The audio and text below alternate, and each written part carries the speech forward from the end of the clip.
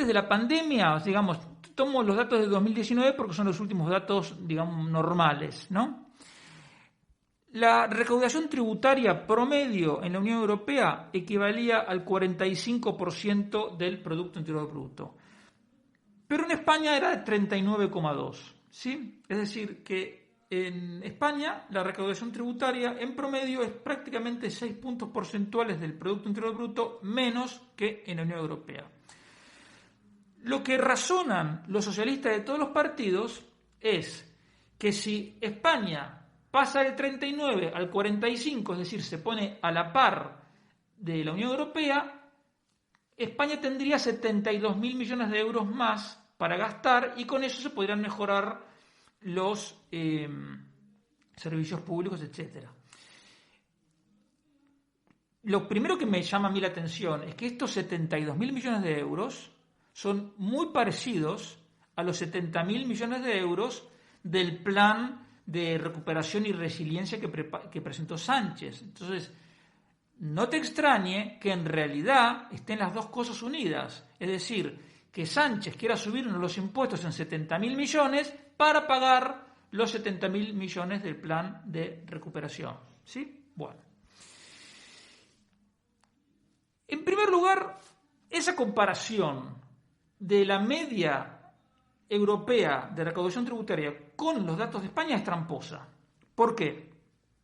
En los 10 años anteriores a la pandemia, la tasa de paro de España fue casi 12 puntos porcentuales más alta que la de Europa.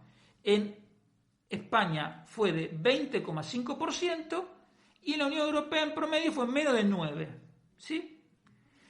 Si España tuviese la misma tasa de paro que la Unión Europea, tendríamos 2,7 millones de personas más trabajando en el sector privado.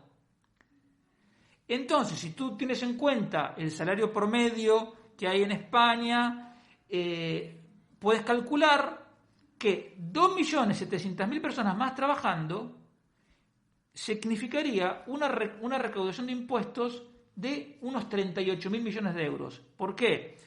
Porque se recaudarían como 25.000 millones en cotizaciones sociales, 7.000 millones por IVA, 5.000 millones por IRPF y el resto por otros.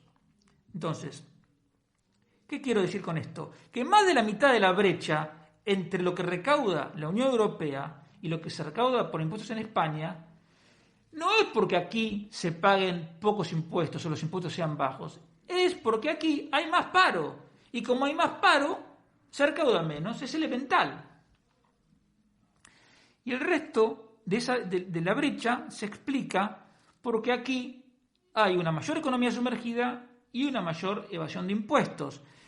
Es que precisamente la economía sumergida y la evasión tributaria, en gran parte, son una consecuencia de la presión tributaria. Quiero decirte, te voy a dar un ejemplo exagerado. Si el IVA fuese 3%, ¿quién se va a molestar en evadir ese 3%? Al contrario, preferiría tener todo en regla y no tener ningún problema.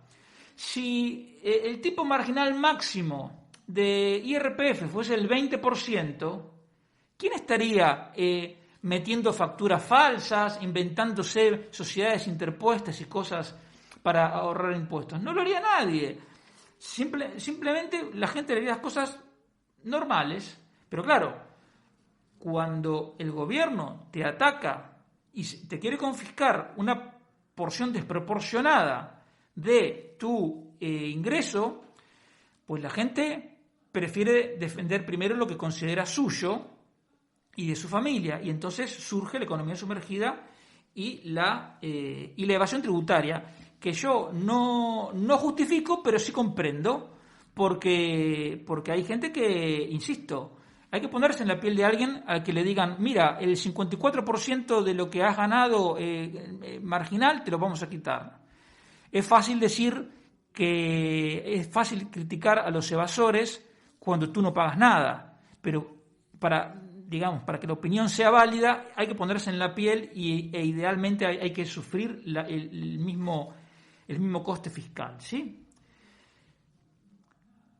La pregunta es, ¿Por qué España tiene más paro que la Unión Europea? Tiene una tasa de paro que más que duplica la de la Unión Europea. Porque el mismo gobierno pone trabas a la creación de empresas, porque limita la competencia en servicios profesionales, en apertura de farmacias, en transporte. El gobierno penaliza la contratación de personal con las cotizaciones, una de las cotizaciones sociales más altas de Europa, una de las legislaciones laborales más ricas de toda Europa. Si tú contratas un robot, no pagas más cotizaciones sociales. Entonces, luego quieren que se contrate personal, pero es que el gobierno te pone un impuesto que te lo penaliza. Lo lógico sería reducir esa carga tributaria para que sea más fácil y más barato contratar. Y además el gobierno directamente prohíbe invertir en muchos sectores. En energía nuclear no se puede invertir. En Burgos y en Asturias, ya lo he comentado alguna vez, hay gas que sería suficiente para completar las necesidades de gas de España durante 30 años. Pero ¿cuál es el problema? Que hay que explotarlo, extraerlo, ese gas, con la técnica del fracking. Y eso a los socialistas de los partidos no. Prefieren volver a la época de los molinos de viento, pero si es con fracking, no. Pero esa prohibición hace que en Burgos y en Asturias se pierdan miles de puestos de trabajo muy productivos y de alta remuneración. Y además, el gobierno genera una gran desconfianza cuando todo el tiempo amenaza con derogar la reforma laboral. La reforma laboral, para que me entiendas, antes de la reforma laboral de 2012 teníamos la peor ley laboral junto con la de Portugal y Grecia. Y ahora tenemos una que está más o menos en el promedio, un poquito peor. Pero tú no te puedes contentar con estar en el promedio. Si tú te comparas con la ley laboral de los países más avanzados, Reino Unido, Irlanda o los países escandinavos, nuestra ley laboral es lamentable. Esto te lo digo para que me entiendas, como al mismo tiempo critico la legislación laboral y por otro lado también defiendo la reforma laboral de Rajoy. No hay una contradicción. La reforma laboral de Rajoy fue un paso. Y yo reconozco que era complicado tomar esa decisión porque en un momento tan difícil y con la izquierda siempre dispuesta a asaltar el cielo, a tomar el cielo por asalto, pues esa era una decisión complicada. Pero en cualquier caso fue un paso adelante. Lo que digo es que hay que seguir. Y el gobierno lo que dicen es que en vez de dar un paso para adelante, quiere dar 2 o 3 para atrás. Y eso no puede ser. Entonces, el gobierno traba la creación de empresas y creación de riquezas y por lo tanto traba la creación de puestos de trabajo y por lo tanto traba la recaudación tributaria. Entonces, en lugar de decir, bueno, vamos a remover estas trabas a la creación de riqueza y a la creación de empleo, no. Convocan una comisión de expertos para que pongan el sello a la decisión ya tomada de subir los impuestos. Lo increíble es que hay 17 personas que se prestan a eso. Increíble. Pero yo te digo una cosa que ya no es muy fácil, digamos, es evidente. Subir la presión tributaria, cuando te suben la presión tributaria, tú pierdes de mano. Pero eso no quiere decir que tú vas a estar mejor. En Grecia, la recaudación tributaria es 49% del PIB, es decir, 10 puntos más que en España. En España, como te dije, 39. En Grecia, 49. ¿Tú crees que el pueblo griego está mejor que nosotros? ¿Tú crees que el pueblo griego celebra que le cobren el 49%? Por favor. Lo único seguro cuando te aumenta la presión tributaria es que tú tienes menos de lo que es tuyo. Es decir, tú tienes menos de tu salario, tú tienes menos de tus ganancias, tú tienes menos de los dividendos o de las rentas que percibas. Esta mala política económica la pagan principalmente esas casi 3 millones de personas que podrían estar trabajando y no trabajan por todas esas regulaciones estatales. Pero el precio de la mayor presión tributaria, no te equivoques, no lo van a pagar solo los supuestos ricos y los que tengan que ingresar una mayor cantidad de euros. La van a sufrir todos los que pierdan oportunidades de trabajo, oportunidades de prosperar. Porque si tú trabajas en una pequeña empresa y al dueño de la empresa le cobran más IRPF y más impuestos de sociedades, tú vas a tener menos oportunidades de que te aumente el salario, esa empresa va a tener menos oportunidades de crecer.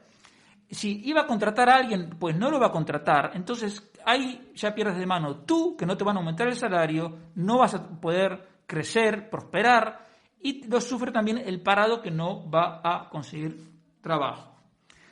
Yo no sé si te acordarás de un día que comenté un trabajo que hicimos con mi amigo Clemente Fernández, que en paz descanse, que falleció en enero de este año, sobre lo que gastan los parlamentos autonómicos. Los parlamentos autonómicos son solo el 0,5% de los presupuestos de las autonomías.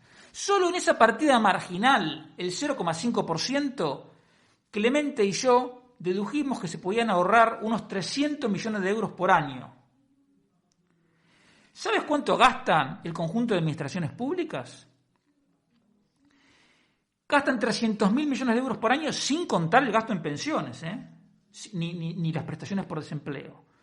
Son 300.000 millones. Si te digo que en un 0,5% de los presupuestos autonómicos se podrían ahorrar 300 millones, ¿te puedes imaginar lo que se podría ahorrar en esos 300.000 millones? Hay grasa para cortar de una cantidad impensable. No te engañes. El gobierno de Sánchez e Iglesias en la sombra te quiere confiscar una mayor proporción de lo que es tuyo para aumentar su poder y para aumentar sus probabilidades de conservar ese poder.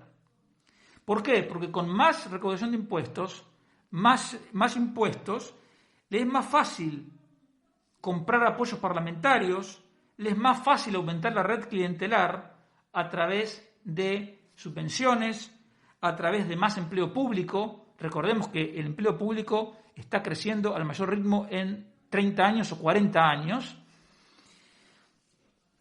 Y con más recaudación de un dinero que a ti te cuesta mucho tener, podrán rescatar a muchas más plus ultras, a muchas más empresas de amigos. Por lo tanto, la subida de impuestos que está preparando Sánchez, y para la cual se han prestado 17 catedráticos supuestamente expertos para convalidar este atraco a la sociedad, este atraco a los trabajadores, este atraco a los parados, no tiene nada que ver esta subida de impuestos con el bienestar de la sociedad, ni el bienestar, ni el progreso, ni la justicia, ni nada. Tiene que ver exclusivamente con un proyecto político disgregador. Disgregador porque partes de este gobierno quieren disgregar España. Tiene que ver con un proyecto revanchista, que lo vemos en cada aniversario de la República, y el revanchismo y guerra civilismo que lleva este gobierno. Y es todo un gobierno con ideas contrarias a la prosperidad. En concreto, esta subida de impuestos que prepara Sánchez, que es adicional a la que ya estamos sufriendo, es una prueba, una muestra más de cómo el Estado mastodóntico que supimos conseguir se ha convertido en enemigo de nuestra libertad. ¿Por qué enemigo de nuestra libertad? Porque si tú tienes menos dinero disponible de tu salario, tú puedes comprar menos cosas, tienes menos oportunidades de elegir y por lo tanto eres menos libre. Entonces, en última instancia, este proyecto de subida de impuestos es un atentado contra nuestra libertad.